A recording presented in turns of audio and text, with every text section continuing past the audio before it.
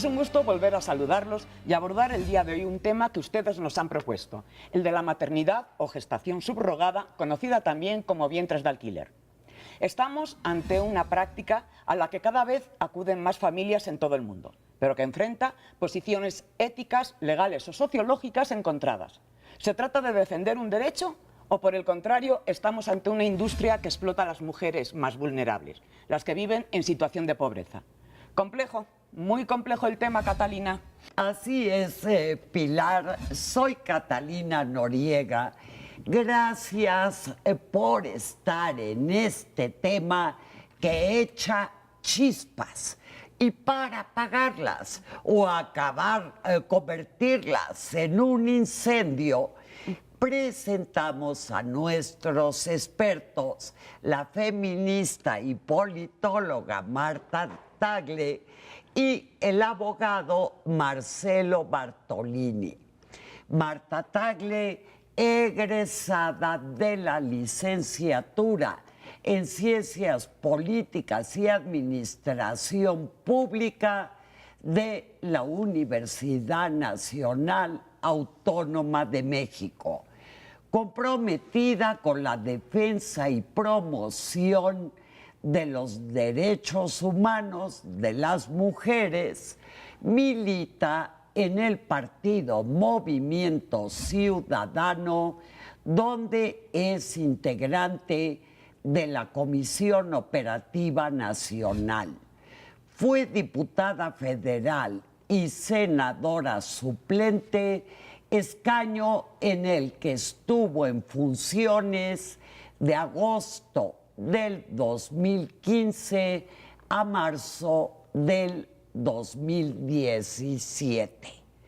Marcelo Bartolini es el licenciado en Derecho por la Universidad La Salle, con diplomados en la Universidad Panamericana y la Escuela Libre de Derecho. En la actualidad es director de área de asuntos públicos del Early Institute. Ha impartido conferencias y entrevistas en medios de comunicación, además de participar en publicaciones sobre diversos temas. Destacan entre ellos el derecho a la vida en México, el divorcio exprés y la explotación de la mujer con fines reproductivos.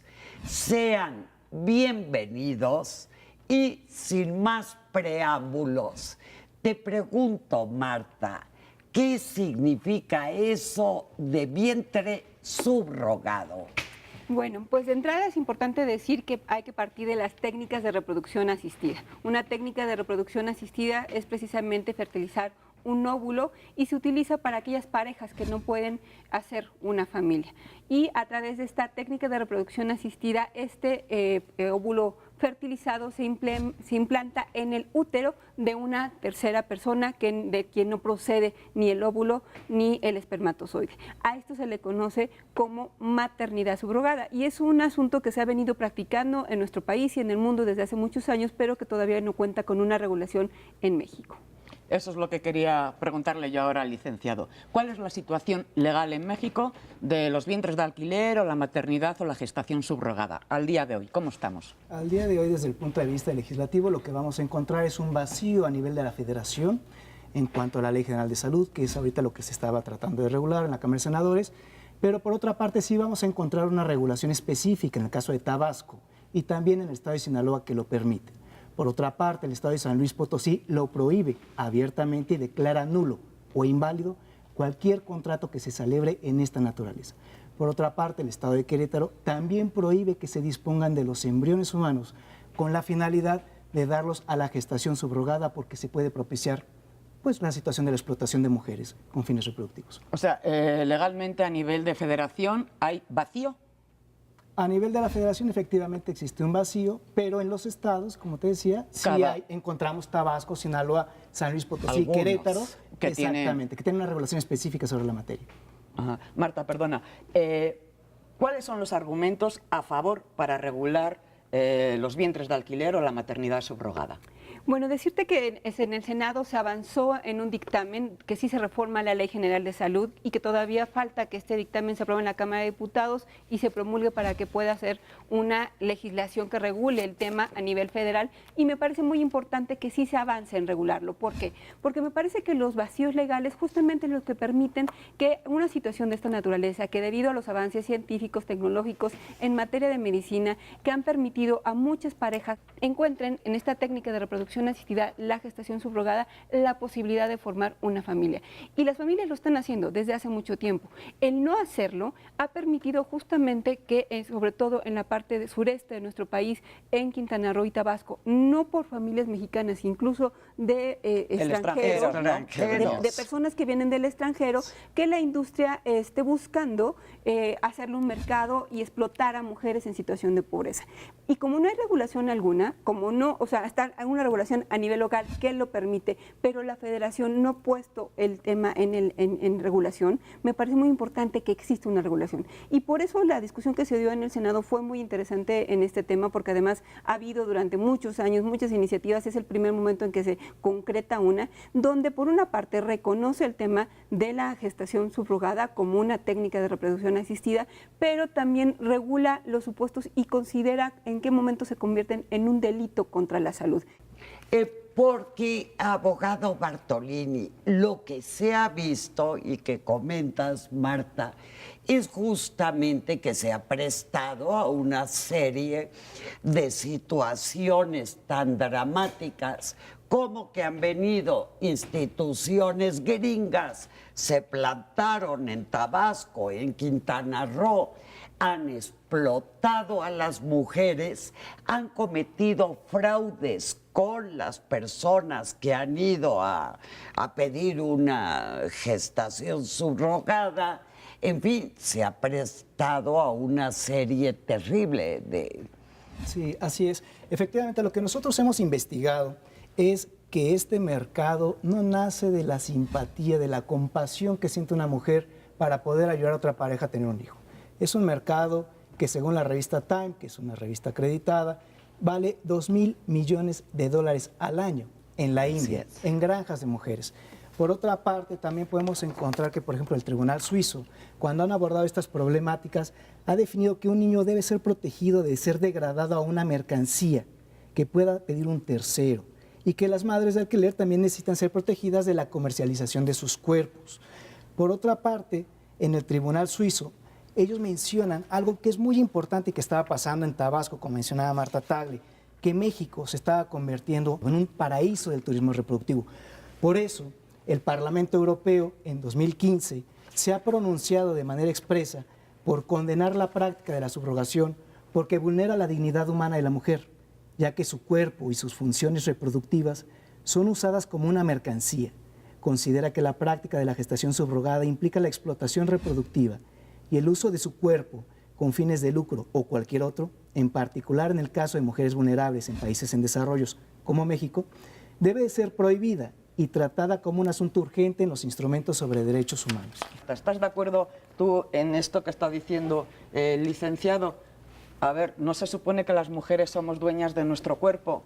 ¿No que puedo yo decidir si quiero prestar mi útero a alguien para que lo utilice? Es el argumento de, por ejemplo, para el aborto, ¿no? Con mi cuerpo hago lo que me da la gana. O la donación de óvulos. Sí, no, y aquí justamente, o sea, más que verlo como un asunto de mercancía, y por eso se tiene que regular, para que no se convierta en un asunto de mercancía, se tiene que convertir en un asunto de derechos. Y también la Corte Interamericana, en el caso Artavia Murillo, ha establecido el tema con respecto a garantizar el derecho reproductivo de las personas. O sea, esta es una nueva técnica y me parece que en materia de derechos humanos siempre se ha buscado la mejor manera de garantizar los derechos de las personas, y una mejor manera de garantizar los derechos de las personas es que tengan diferentes opciones para aquellos que quieran ejercer su derecho de reproducirse y de formar una familia. Entonces, las mujeres pueden decidir sobre su cuerpo qué hacer. Y además, si nosotros logramos una regulación correcta, que nos permita, por una parte, reconocer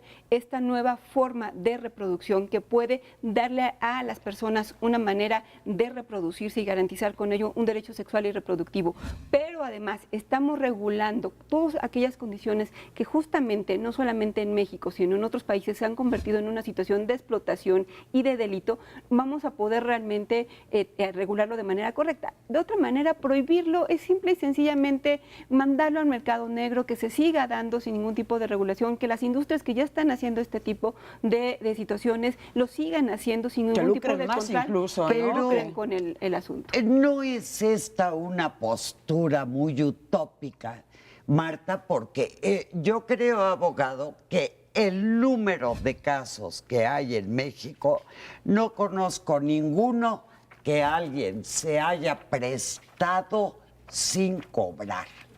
Es decir, se ha hecho como un comercio.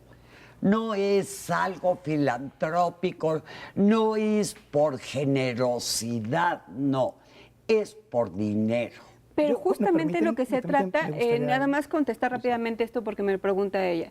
O sea, justamente lo que se trata es que hay una norma oficial y en la norma se establece que debería de haber un contrato y que no tenga que haber situaciones de lucro. Lo que se establece es que sí debe haber las condiciones económicas, tanto para el embarazo, parto y el puerperio. Entonces, en ese sentido, necesitamos también contar con esa regulación y la parte de la normatividad le tocaría a la Secretaría de Salud emitirla. Ok. Marcelo. 3 precisiones. Primero, la norma oficial no existe. Apenas es un proyecto, pero todavía no entró en vigor. Todavía no se publica en el Diario Oficial de la Federación. Esa es Así es. 2.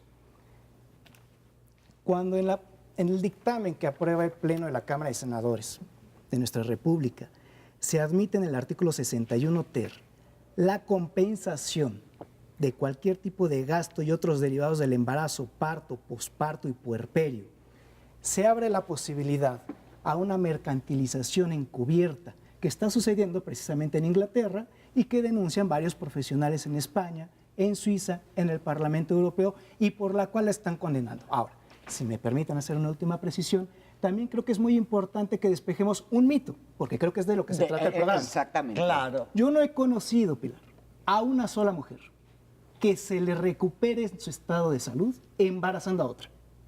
No es una técnica terapéutica. No tiene nada que ver con la vocación de la Ley General de Salud embarazar a una mujer de escasos recursos, explotando su ignorancia y su pobreza. No podemos vender riñones y no está dado vender un pulmón, por más que tengas la libertad. Estamos hablando de que hay un tema de disposición de órganos y de tejidos y de células que sí está regulado de manera gratuita, y estamos hablando en este otro caso de algo que no cura y que por otra parte admite una compensación, que es una mercantilización encubierta, para Así algo que es. no está dentro del comercio. ¿Por qué? Porque el cuerpo humano y la función reproductiva, como bien apunta el Parlamento Europeo, no están dentro del comercio. Permitir esto abre la puerta a la trata de personas y al tráfico de menores, como ha Así sucedido es. en Nigeria, Colombia, como ha sucedido en Guatemala, en la India, en Vietnam, en Nepal. Son experiencias probadas. Nosotros podemos aprender de dos maneras. Aprendemos de los estudios de Suecia, por ejemplo, que apuntan a un criterio precautorio diciendo que esto está sucediendo y que no lo deben de estimular en países en vías de desarrollo, o podemos optar por aprender de la experiencia de aquellos países que han sido paraísos del turismo reproductivo y que sobre la marcha se han arrepentido. Tenemos que ir, Pilar, ya a una pequeña pausa, pero esto es álgido, interesantísimo. Volvemos.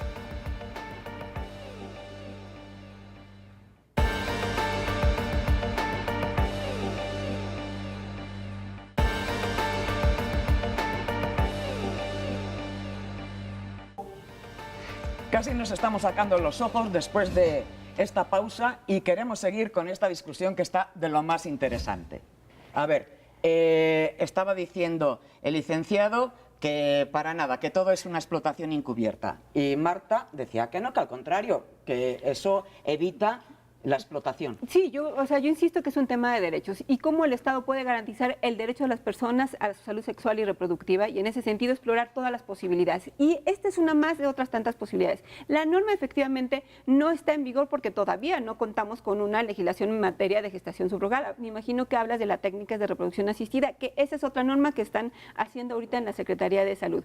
Pero en cuanto a gestación subrogada, una vez aprobada la ley, la Secretaría de Salud tendría 180 días para regular justamente todo lo que están diciendo, para que este asunto no se vuelva un asunto de mercantilización, que los gastos de compensación de los que se hablan tienen que ver justamente con los gastos que están relacionados con un embarazo. Todas las mujeres que hemos pasado por ello sabemos que estar embarazada obviamente que implica gastos y lo que se tiene que especificar en la ley es que las personas contratantes van a pagar justamente esos gastos. Por lo tanto, es un asunto de que las mujeres decidan sobre su cuerpo si quieren o no quieren prestar su vientre para una técnica de reproducción asistida como la maternidad subrogada. A ver, abogado, estaba usted justamente concluyendo con este asunto antes del corte. Sí, por supuesto. A mí me gustaría apuntar lo siguiente. Creo que sería demasiado inocente de nuestra parte creer que las mujeres, principalmente en situación de pobreza o de vulnerabilidad de los estados de Chiapas, Campeche, Tabasco, están participando en estos procedimientos por amor o por compasión a los solicitantes. Un dato. Tan solo en los últimos 4 años en el estado de Tabasco, según lo informa el diario Presente, el 13 de septiembre de 2016, se afirma que hay más de 1,297 actas de nacimiento de niños nacidos mediante estos procedimientos que se entregan única y exclusivamente a extranjeros, a los que nunca han visto, a los que nunca han tenido una relación de familiaridad, de parentesco, de vecindad, o de algún otro club deportivo, social, alguna actividad recreativa. Estamos en presencia de mujeres que se mueven por necesidad, como el caso de la mujer de Aguascalientes, que es madre soltera, que tiene 4 hijos, que se la llevan a una casa en Cancún, la inseminan con material genético que viene infectado de VIH y encima no se lo notifican y se entera hasta el 5º mes de embarazo. Eso es lo que estamos viviendo en nuestra República y eso es precisamente lo que queremos evitar. Pero a ver, licenciado, también sería ingenuo pensar que las niñas que se casan a los 10 o 11 años o se van con un hombre es porque lo hacen motu propio. No, sobre todo niñas que no tienen todavía desarrollada la capacidad intelectual. O las madres que dan para, ¿cómo se dice?, en adopción. También hay mucha mafia. Que de hecho justo eso quería tratar cuando hablaba de trata de personas. Desafortunadamente en las organizaciones de tipo conservador nos topamos mucho con este tipo de argumentos que se oponen a cualquier avance en materia científica y tecnológica, como en este caso tiene que ver con una técnica de reproducción asistida que está aprobada en el mundo. Y que en ese sentido, cuando se trata de otras condiciones, como es el tema de la adopción aparente, porque también hay situaciones, y es muy conocido, yo soy de Puebla, y es muy conocido que en Puebla se acude a ciertas instituciones a que les den los niños inmediatamente nacidos y los certifican como si fueran de esa familia. ¿Por qué? Porque a las niñas que no permiten que interrumpan un embarazo, las obligan a continuar con el embarazo y al final los dan en adopción. O sea, y eso sí es una trata, porque ahí no hay un consentimiento, porque no hay información, porque se está haciendo detrás de la ley.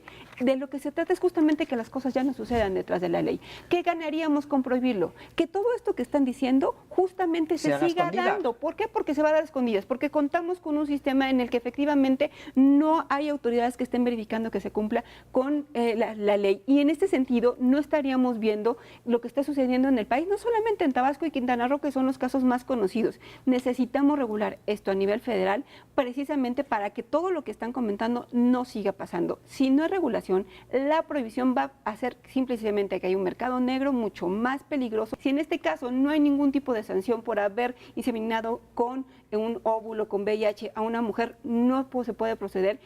¿Qué hacer cuando se encuentra con la ley? Y para eso necesitamos contar con regulación clara. En la medida que las cosas sean claras, las personas van a saber hasta dónde, quién y qué derechos exigir. Oye, Marta, me sorprende que tú, declarando en este foro que las autoridades son incapaces de fiscalizar este tipo de situaciones, me vengas a decir que van a verificar lo que están poniendo en el dictamen. Porque si estás reconociendo la incapacidad de la autoridad para fiscalizar y que existe un mercado negro y que si se da esto y que si el óvulo y aquello, entonces ¿cómo si van a tener la capacidad para verificar que sea de manera altruista y que sea bajo estricta indicación médica y entre nacionales? Si tú mismo me estás diciendo que tenemos esa incapacidad sistémica. No, pero al final de cuentas de lo que se trata, o sea, hay muchas organizaciones que están involucradas en este tema y en el seguimiento, y por eso me parece fundamental no solamente la legislación que está pendiente a nivel federal, sino sobre todo la norma. En la norma se va a especificar justamente el contrato, dónde se pone, quién lo revisa. No nada más va a ser un contrato entre dos personas y ya. Eso se va a establecer justamente en la norma, y en el contrato va a quedar claramente establecido cuáles son los gastos que se están pagando de compensación por la parte médica que se requiere. Va a quedar claramente el consentimiento informado de quién es la gestante, o sea, no va a ser cualquier cosa que venga y firme, sino tiene que haber un consentimiento informado de quién va a ser la madre gestante. Todo eso no existe ahorita. Todo eso simple y sencillamente no se da porque no hay una regulación. En la medida que tú dejes un contrato de esta naturaleza que esté perfectamente regulado y que hay otras instancias que estén revisándolo, esto va a caminar a una regulación que permita que no se abuse y se explote de las mujeres. Pero, Marta, en Tabasco estaba regulado y se les fue de las manos. Por supuesto. ¿Quién vigila en este país? Exactamente, me gustaría aportar en este mismo sentido que tú mencionas. A ver, en Tabasco se permite desde 1997 en el Código Civil, ¿cierto? Okay. Entonces, si en el estado de Tabasco se permitía, pero no existía este boom, se debe a una simple y sencilla razón. Estamos en presencia de un fenómeno internacional, global.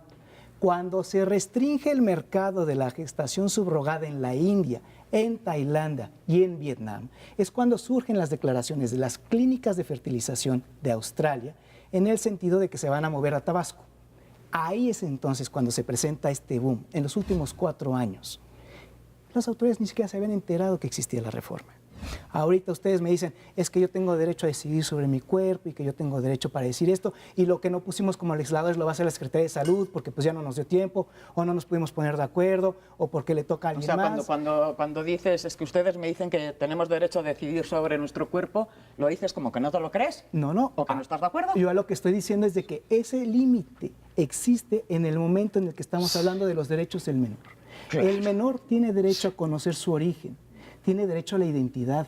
El menor tiene derecho a quedarse con su familia y lo estamos privando de muchos de estos derechos, lo estamos cosificando. En un caso, vienen, pagan a una clínica, hay despachos internacionales de abogados que sirven para hacer estos enlaces, contratan a una mujer de escasos recursos, movidas por la necesidad la mayor parte de las veces, y esta mujer, al término del embarazo, entrega al menor a los extranjeros y se va.